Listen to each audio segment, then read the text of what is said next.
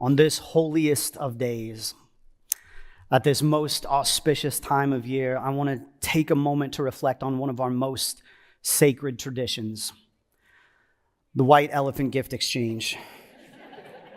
It's that special time of year where we take a bunch of junk from our house and we give it to a friend or a colleague or a mortal enemy who is going to have to keep it in their house undisturbed until the next white elephant party next year. It's a beautiful thing. One of my earliest white elephant memories is from when I was 19. At that point in my life, I was a little absent-minded. I was a lot absent-minded. And so I completely forgot that this event was even taking place until about 10 minutes before it was supposed to happen. I still really wanted to participate, so I ran back to the cafeteria and I grabbed a few of the leftover Christmas cookies and I wrapped them in a paper napkin and I snuck back into the party and I set the cookies on the table and I thought, I can play this off as a joke, right? I was trying to act like my gift was funny, but I knew that what it actually meant is that I had been completely unprepared, that maybe I shouldn't be there. Maybe I was actually taking a gift from somebody who had brought one. And I felt even worse when we were drawing numbers for gifts. And I walked up and the gift that I got was a disc sled that someone had bought. It was the only present that had actually been bought at the store. And I was so excited about this because I just knew I could get that disc sled greased up and absolutely fly down the hill, full Clark Griswold style, and somebody else was going to get leftover cafeteria cookies for it. I showed up unprepared. I wasn't in a great place, and I was feeling like maybe I shouldn't have shown up at all. And I know that we are all showing up today in all kinds of different ways.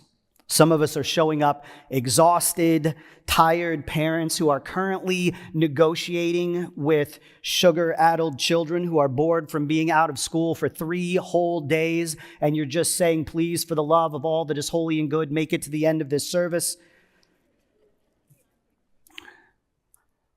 I heard the kids laugh at that one. That's fantastic. Some of us showed up because it's Christmas Eve, and that's just what our families do on Christmas Eve. And as we already alluded to, let's be honest, some of you got dragged here. Speaking of that, I want to welcome my family. So glad to have my folks and grandparents and siblings here. Thank you. Some of us showed up because we're spiritually curious. Maybe you don't quite know what you believe, but you suspect that there might be something, some meaning, some presence, some depth in this time that you just don't know what to do with it. Some of us showed up today carrying grief, an empty chair at the table, a diagnosis, the life that you thought you were living pulled out from underneath you, and the songs land differently now. There can be joy around this time, but it feels complicated. It feels shadowed somehow. And some of us are here every week. You have a very specific seat that you sit in. You know where the light switches are. Please don't touch the light switches. You know the rhythms of the services. You recognize the cadence of our prayers. You know the words by heart. This place is familiar and grounding and maybe even sacred to you. And that itself is Christmas Eve. We're all in the same room. We are all hearing the same stories. We are all singing the same songs, but we know that we are not all arriving in the same way. And that's okay, because the story that we are celebrating today keeps insisting that the miracle of Christmas has absolutely nothing to do with how we show up, and it has everything to do with the fact that God showed up. God didn't show up once we all agreed on everything. God didn't show up once we were settled or certain about everything. God did not show up once we finally got everything right. But God shows up right in the middle of our exhaustion and our grief, our skepticism and our longing. God shows up even in our traditions and in our confusion. God is showing up. Which is why I think it's fascinating that one of the oldest and strangest ways of telling the Christmas story doesn't begin with what our traditions usually emphasize. It doesn't start with angels or shepherds. It doesn't even start with Mary or Joseph or baby Jesus. But it begins with a poem about the heart of the universe choosing to move into our neighborhood. I'm going to be in John chapter 1 today, starting with verse 1. At the beginning of John's gospel, there is a poem that talks about the Logos, or in English, the Word. And this is a very ancient, a very traditional way of talking about the intelligence, about the power, about the soul at the center of the universe. It's a very old way of talking about God. And John claims in this strange poem that this Word, that this God became, of all things, human. In the beginning was the Word, and the Word was with God, and the Word was God. The Word was with God in the beginning. God created everything through the Word, and nothing was created except through the Word. The Word gave life to everything that was created, and that life was the light for all people. The light shines in the darkness, and the darkness can never extinguish it. So the Word became flesh and made his home among us. And Matthew's gospel adds that they will call him Emmanuel, which means God with us. When John talks about the Word made flesh, or when Matthew talks about Emmanuel, God with us, they stretch our ideas about God in ways that make us uncomfortable, because most of us, when we hear the word God, we picture something vast and abstract, or we picture something ancient and powerful.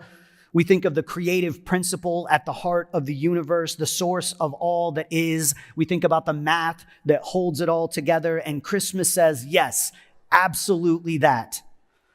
But not just that.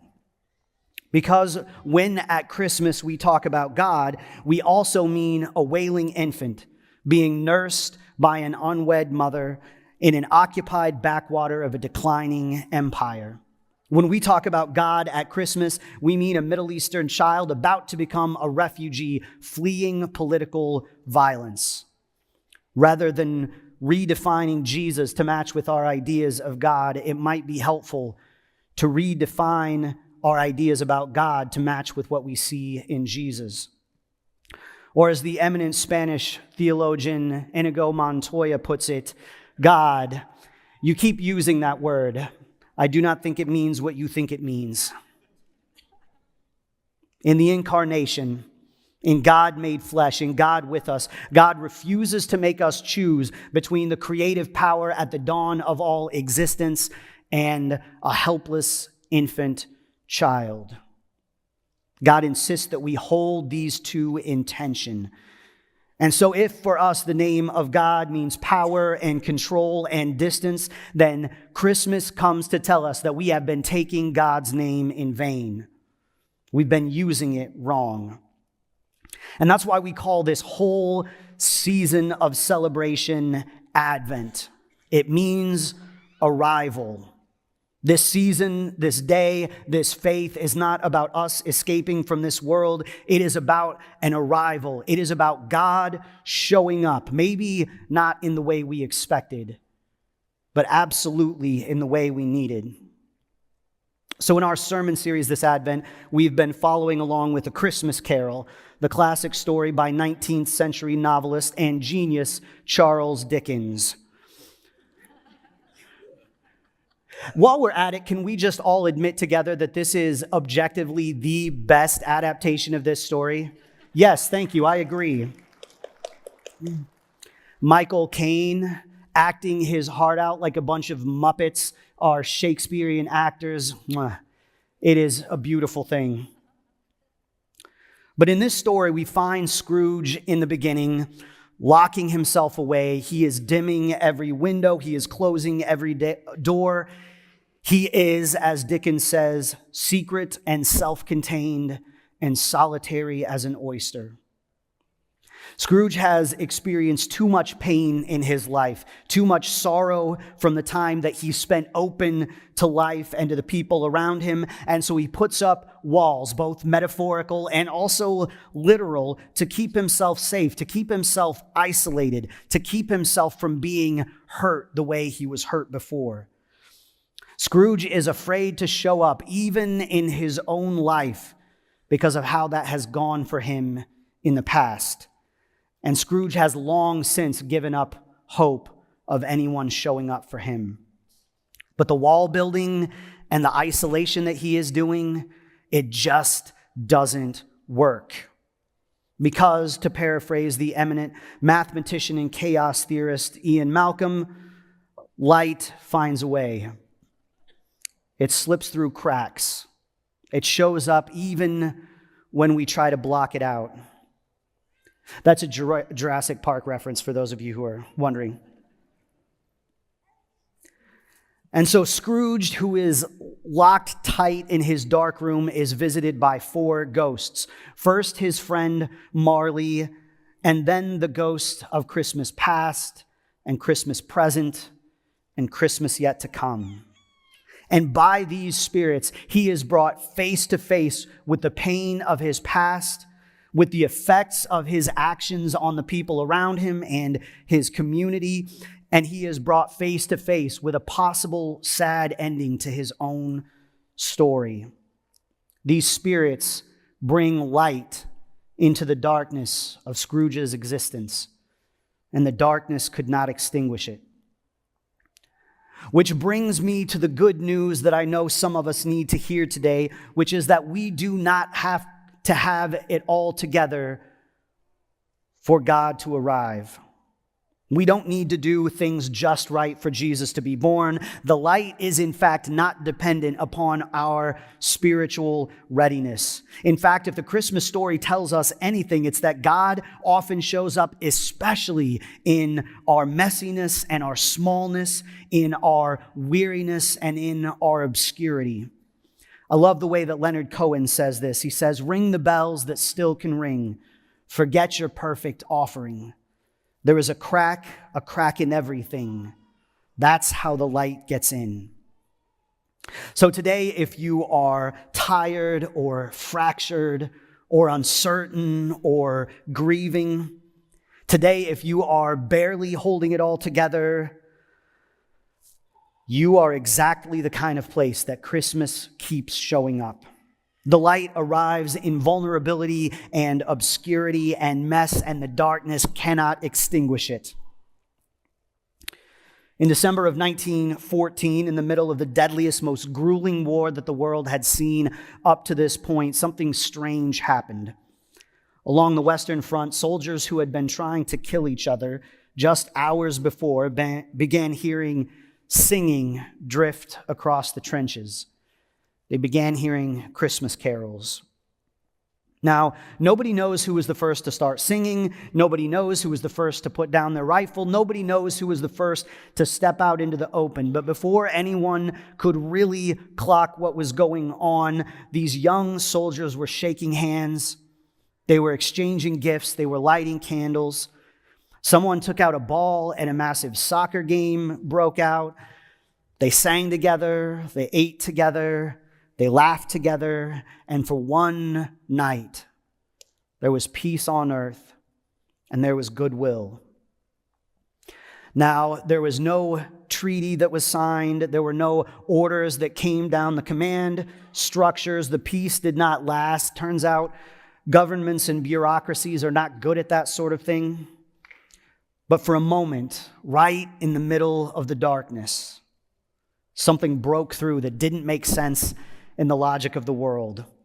The light broke through the cracks in the darkness. And that's what God did at the first Christmas and keeps doing at Christmas whenever we are willing to participate. Not by fixing the world all at once, but by refusing to let the darkness have the final word. not by demanding perfection, but by creating space for peace to erupt in small and quiet ways, however briefly, whenever our hearts are open for it. So today, I don't know how you are showing up. Tired, hopeful, angry, heartbroken, elated, whoever you are and however you are, God is the one showing up. God is with us.